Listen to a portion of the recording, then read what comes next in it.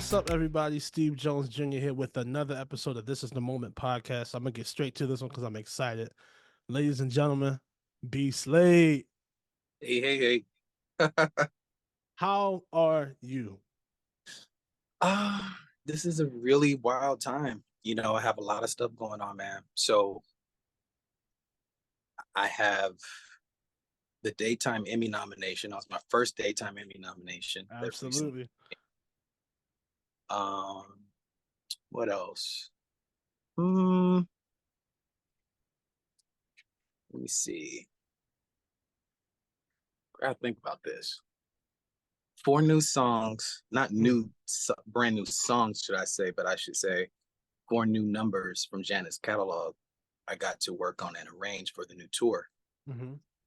So that's bringing it up to a total of, I think, 12 or 13 songs in the new tour that I've had the chance to work on or Wow. arrange, which is a dream come true. Mm-hmm. So yeah, that's those are the two main big things. I had to really think about what are the most prominent things like that is bringing me joy in my life right now. Mm-hmm. And those accomplishments, the Daytime Emmy and working on Janet for the 5th time, being in the tour book for the 5th time, getting Yeah. new songs, getting new work, her trusting me with those arrangements and not editing them.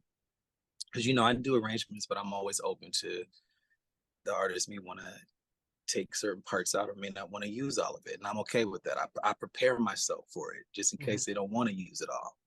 In this case, she used it all. Wow. And so to hear it at the concert and hearing my voice and seeing my favorite artist sing with me, and it's just unreal. It's just unreal. That's amazing. Yeah.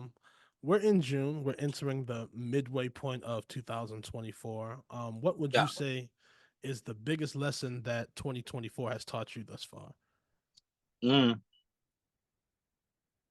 good question.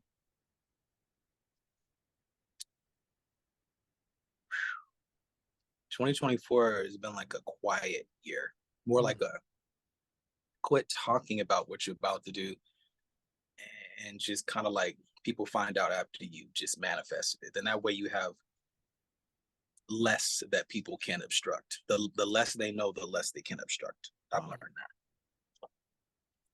that. I wish I'd have learned that in 2022. Wow.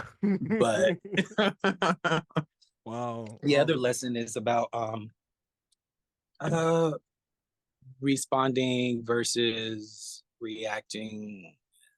I'm still learning that one. Yeah. Because niggas be getting on my nerves. Right. Yeah, that's real. That's real. Um, in a world where everything, my mother calls my generation the microwave generation. We can get everything like this. Yeah, Blanche. Yeah. And sometimes with the speed of creating things, we miss key steps along the way. What advice do you have to creatives who just when it comes to being patient? Yeah, patience. I'd be like, Lord, grant me patience, and I want it right now. That's how I am about patience. um, you possess your soul that way. Wow. You possess your emotions that way. That's patience. Tribulations, bring about patience, and then patience helps you to get control of your ego and your emotions related to ego, because our ego is how we think the world sees us, how we think the world sees us. Right. Patience brings about sobriety and humility, like knowing you have the power to do something and control that power comes from humility, which is the derivative of patience. Yeah. Because when you don't get things overnight, if I was to earn the money to get my own bike as a kid, the way I treated that bike was different versus when it was a gift. When patience helps you to stick with it, the stick to itness of it all. Yeah. And then you possess your emotions, which are holograms. You can be mad about something without becoming the anger. Mm-hmm. You could be upset about something without becoming that feeling. You can observe that you feel bad about something without turning bad. And that's where that patience comes in with our own art. We judge a lot of our own old work as if it wasn't our best work at the time it was present. Wow. And so we'll throw our old stuff under the bus. Oh, that's my old shit. I don't want to hear blah, blah, blah, blah. I don't, and then, but at that time, that was your best. You Yeah. didn't talk about it like that at the time. That was the best you at the time. Wow. That's just helped me. Oh my gosh. That's We all do real. it, man. We Yeah. all do it. I'm working on that too. Wow. What inspires B.Slade today? Mm. Roller coasters and fashion. Roller B.Slade. coasters and fashion. That shirt that you have on is so bomb, bro. Hey, appreciate it. That is so amazing. He's one of my favorite artists in the world. And, Yeah. of course, his twin just passed and she was a Right. good, good friend. So I just wanted to, pause for them. Thank you for wearing Absolutely. that shirt because Absolutely. I'm still upset about that. Wow. Um, one thing I'm learning, and as I turned 28 on Monday. Wow. And I'm learning that Oh, life you're goes. really getting old there, buddy. Yeah, come No, on. you haven't even got started. You're on the porch. So don't be too Wow. hard on yourself. I'm Un- serious. Understood, man. Thank you. One thing I'm learning is that life goes in seasons. One of my favorite songs by you is definitely Seasons on the O2 I album. love that song too. Yeah. And realizing that as life changes, you have to adjust. And Mm, sometimes your comfortability and your preferences can fail you in a yeah, in a season that is not meant to have. Um, you have evolved into fashion, which I love so much. What me too. inspired what inspired Plush Boy? Mm. A combination of the attitude of Uptown Records, circa Wow. like 88 through 93, Yeah. the attitude of the label at the time, Yes. the artists that they had signed in the music and the New Jack Swing, and just the highly percussive black fabulousness of late 90s R&B hip hop from Yeah. Uptown Records specifically, which we all know is the predecessor to Bad Boy, Correct. but it still didn't. It was a different feeling than Bad Boy. It was more edgier. Yeah, Uptown Yeah. to me at the time, which is why I can see why you know Black America gravitated towards it, because the videos that they put out at the time were just high fashion. Like the group Guy, Teddy Riley, and Aaron Aaron Hall and Hall. Damon, Yeah. just the fashion that group Guy had. You didn't see that in R&B groups, so I was attracted to black banging ass beats with the fashion and lifestyle look Mhm. that supports it. Yeah. That's the nucleus, the deoxyribonucleic acid of the feeling and cultural overall movement of Plush Boy is that feeling, that Yeah. nucleus, that that's the DNA. Mm. That feeling when I would put their records in, I guess their logo was like a cat. I think it was like a cat, and he was like posted Mhm. up, Mhm. the Uptown Records cat. And I was just like, man, whatever he's wearing, that's little logo, I wish I could wear what this Uptown logo cat is wearing, or Yeah. what Guy is wearing.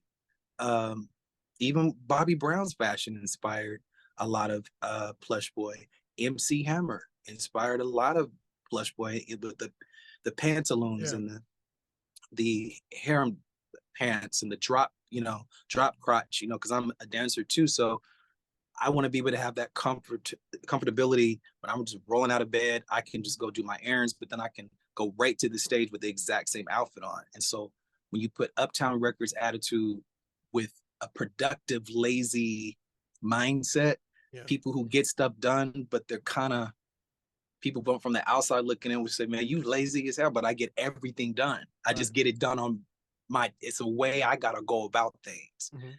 That is my customer. the people who live their lives that way. Yeah. And to see these thoughts come out of my mind onto people's bodies in their lives now, people I've never met, everywhere I go when I rock Plush Boy, random people, white, black, all walks of life love it. It really feels incredible, man. Mhm. And I'm so glad I'm doing it because it's always been there in me, but I just never focused on that part. And you can't stream clothes Right. yet. Yeah. Yet it's yet. One of the T-shirts that stuck out to me in the Plush Boy line is the black T-shirt that has the quote "Scarcity creates demand." Oh yeah. Would you like to break that down for the people? That's all Walt Disney, man. You know Yeah. how like Disney will have like certain titles disappear for a long time, like Little Mermaid, Snow White, Lion King. All of a sudden, you just can't find it nowhere. Mm-hmm. Back in the day when it was more DVD and VHS based, let's say that. Yeah. In a streaming world, this probably doesn't apply. But the theory is sometimes people get too familiar because they think something's always available. And when Wow. you take it off of the market, suddenly there's a demand for the very thing that was always readily available. Mm. That's all of us. We've exposed ourselves so much in our quest to survive in the digital social media world that we've lost sight of who we are. Wow. And so we're so familiar that the miracles can't happen anymore. Because when people get familiar, it's like you can't do the things that you really have the power to do because they feel like, oh, I know that cat. I grew up with him, or I went to church with him. So you can't really do the superhero stuff that you want to do. But when you make yourself scarce, when you're not always at every concert, Mm-hmm. where you're not at every gathering, where you're not always available, that scarcity of that title, that person, that product, suddenly, because it's not available, people want it that much more. Wow. It is a company model, but it's also a personal one that I think all of us should apply. Never get too familiar, Yeah. or else your superpowers will disappear. Wow. Yo. Oh my god. Absolutely. Yeah. That was good. Um, this is a question for me. As I'm getting old, well, I'm not getting old. Like you said, I'm still on the porch. But I grew You're up in evolving. church, definitely evolving. Growing up in church, not even growing up in church, but being someone who is gifted at doing multiple things. As I've watched your career, watched you evolve, I can definitely say like you do multiple things with excellence. But Thank a you. lot of people, yeah, absolutely. But a lot of people think that talent is like that's it. But it takes discipline to be in demand. Yeah. Why is it so hard for people to stay disciplined, especially for those who are gifted? Because they feel like the reason why people don't stick with discipline is because they oftentimes feel like even after they do all the requirements, the payoff doesn't match Wow. well, the price paid. Mm. Like if I sacrifice this aspect so I can better myself in this way, is the investment of the pain and the sacrifice of the things that I really want really worth what's expected in my mind on the other end? And that's unfair because my expectations should not be projected on someone else because I had the expectation. Yeah. If that person doesn't know what I'm expecting, how can I really hold them accountable in that way? And so discipline requires whether no one's watching or everyone's watching, you have the same approach. And that takes time and good friends around you to keep you accountable on the things that you say you want to accomplish. Wow. But most of us can't take that because we can give opinions about others, but we can't handle opinions about ourselves. Discipline makes you see yourself Wow. and objectively see not the flaws, but the areas of improvement that oftentimes we call out on others, but very rarely apply it to ourselves. Mhm. Wow. I want to take you back to the beginning of your career or where you think you started at. Mm-hmm. When you think of your inspirations and your motivations then, what was your why then? And what is your why today? Why art? Why music? Why fashion? Why? My why then was wishing, I basically was making the albums I wish I could buy. Wow. I used to go to Christian bookstores and buy like several albums because the whole album at that time didn't have the same production value throughout. It was like they'll have some mainstream producer on maybe 2 or 3 of the songs, because I guess that's all the Christian artists had in their budgets at the Right. time. So you may get like some mainstream acts on certain songs, but the rest were like either in between or not that edgy. And it was very rare when I was coming up to find edgy R&B gospel in the Christian bookstore. It was very, very, very difficult to find. You would have artists that would have certain songs on their album, Yeah. but the whole album didn't have that vibe. So I would take those CDs, put a mixtape together, of the edgiest songs of all of the albums I had to buy, because I couldn't download the edgy songs by themselves as singles at that time. Mm-hmm. You had to buy the whole album and then you just take off what you want. Mm-hmm. I was like, why can't I just have an album that has all of these components just on one record, so I don't have to buy 7 and 8 different acts?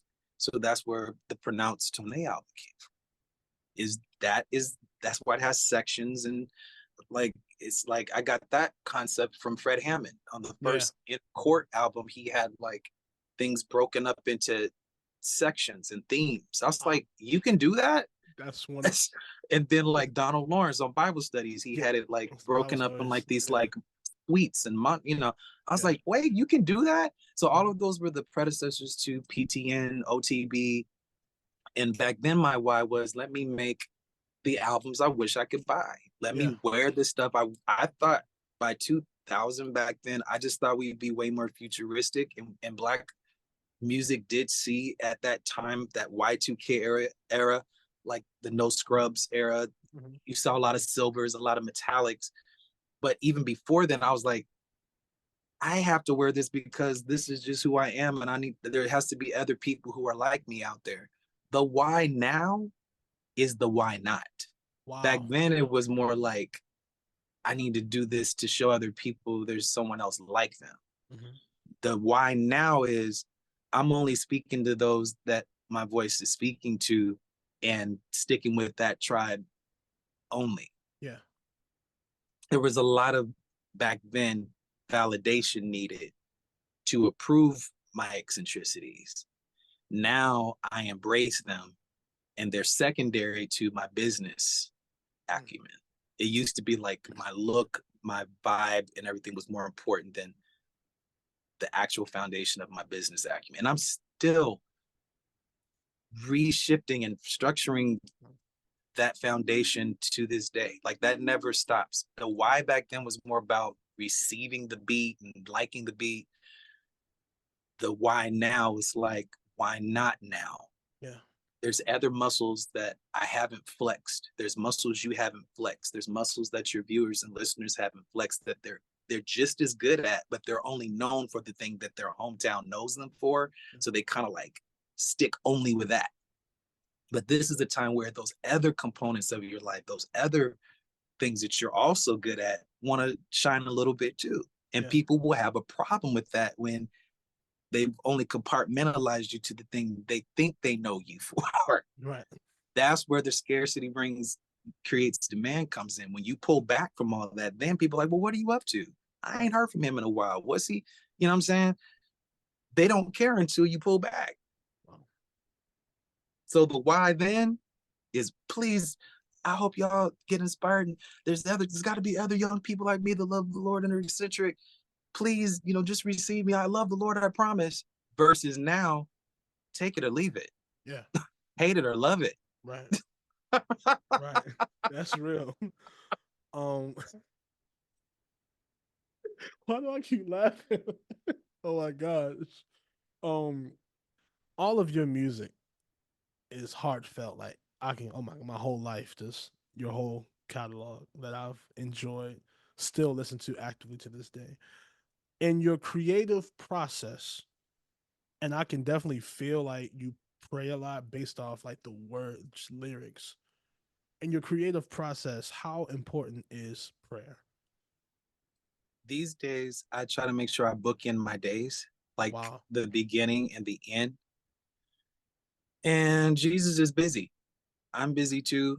He doesn't require me saying his name all day. Right. I know I'd be bugged if somebody said my name all day. So um, when I need him, he's there, Yeah.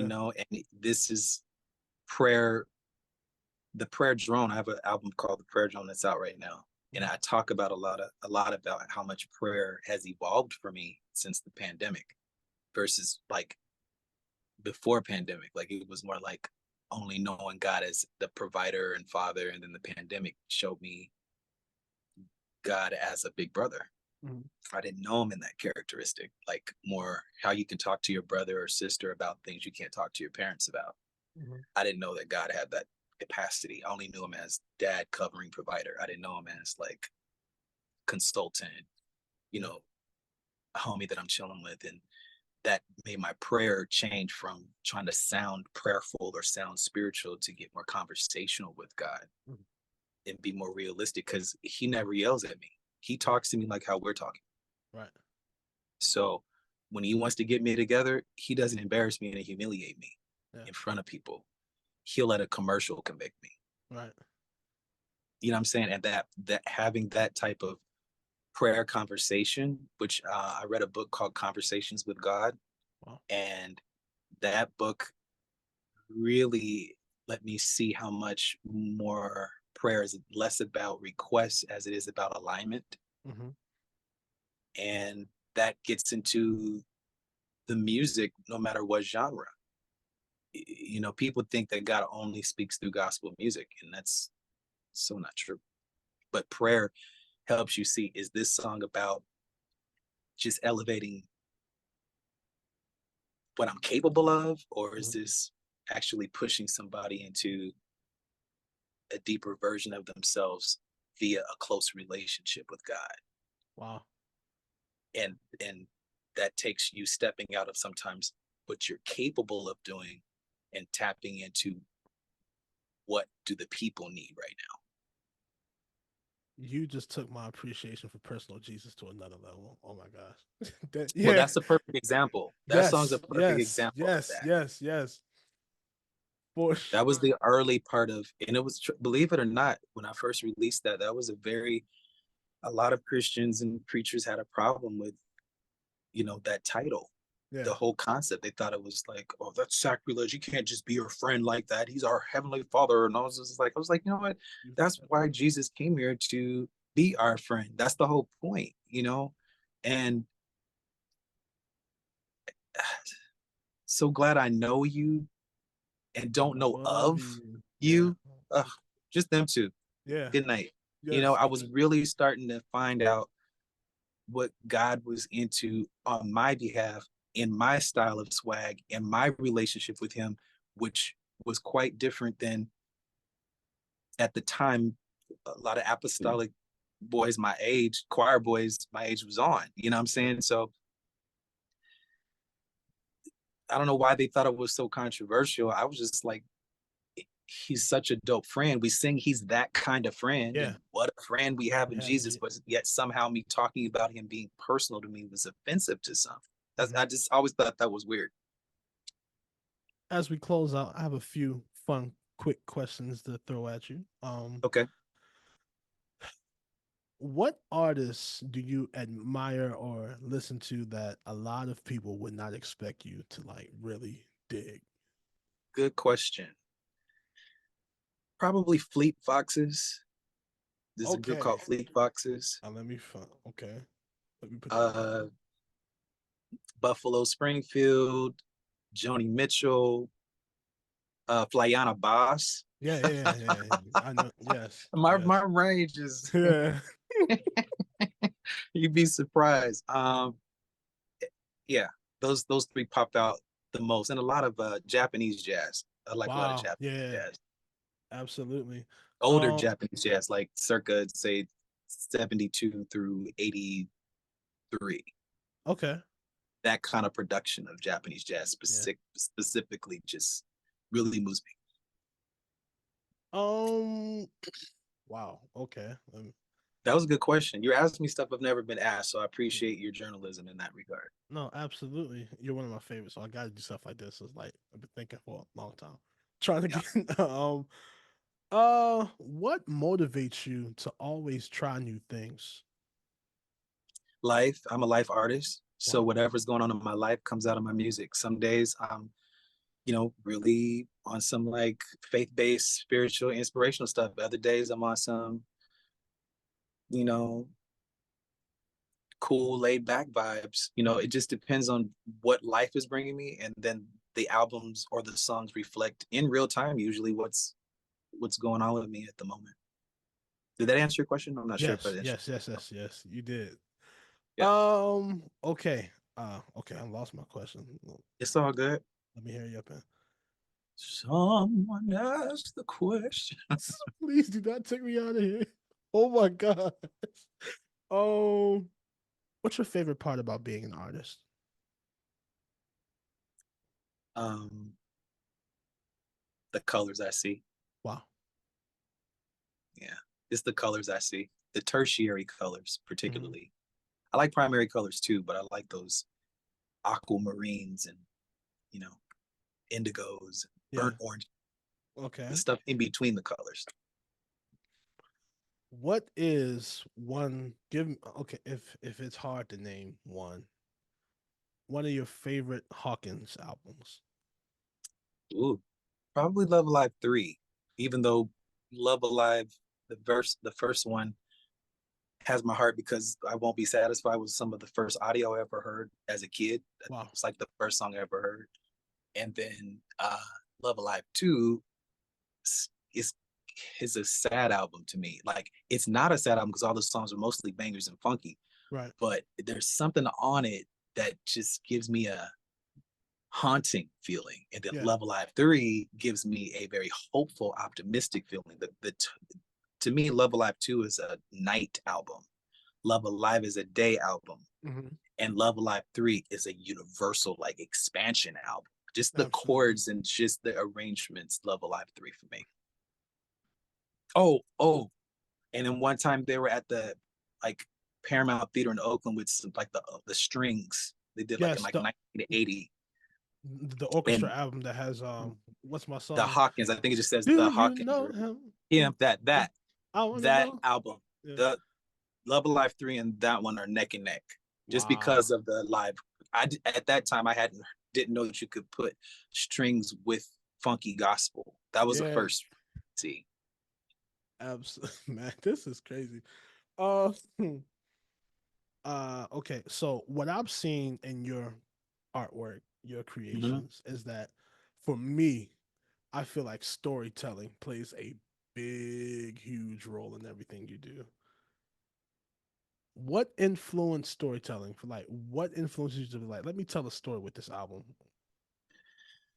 Ooh, probably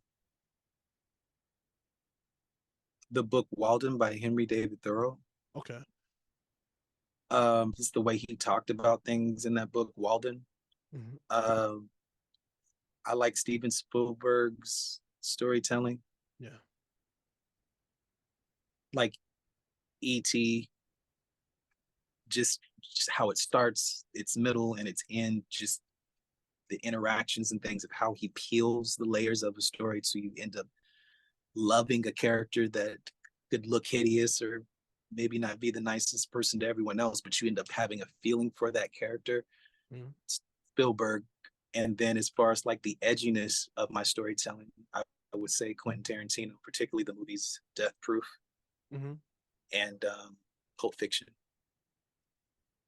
Would you want to do a movie?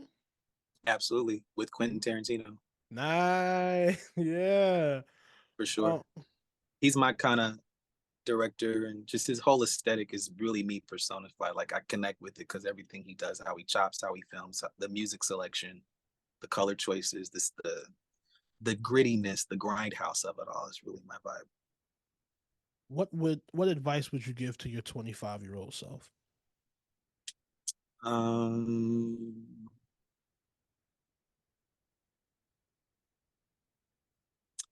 don't get married. Okay. You're too young. Wow. Guys need to wait to get married, in my opinion. We Yeah. need to wait till we've married ourselves. Mm. Well, that, bro, what? Thank you for that. Like There's that's a lot of pressure. Like you got to do it. yeah. Blah, blah, blah. Yeah, no, Hmm. Have you aligned with yourself first so that you're walking into that thing not expecting them to complete you and all that stuff? That's they're a help, but they don't complete. Mhm, God completes you. mhm. Okay? Yeah. Last question, and we're gonna close this out. If you could define this word, what would your definition be? The word is B.Slade. What's the definition of B.Slade? Mm.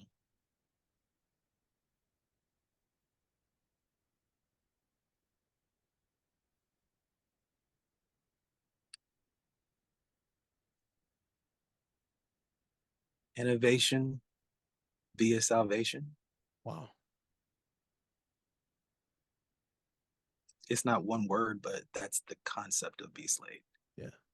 Innovation via salvation. It's always for redemption and to Mhm. get closer to God, but it's incorporating all of life's experiences, not just the Christian experiences or the nice experiences or the politically, correct experiences, but taking all of that. The Bible is also filled with a lot of peril. Mhm. It's not just blessings, miracles, loaves, and Yeah. nuggets. Some bad things happen, but in the overall plan, even those bad things serve the purpose in God's overall purpose for his life and my life. So innovation through via salvation. Thank you so much for your time, B.Slade. Oof, on it. I can't find the Thank you. words.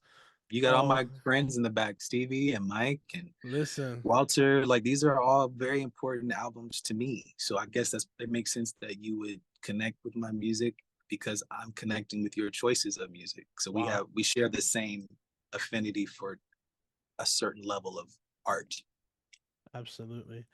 Y'all, thank y'all for tuning in. Keep going with the journey. Trust the process. Trust the position that God has put you in, and keep shining. Peace out. This is the moment when I realize when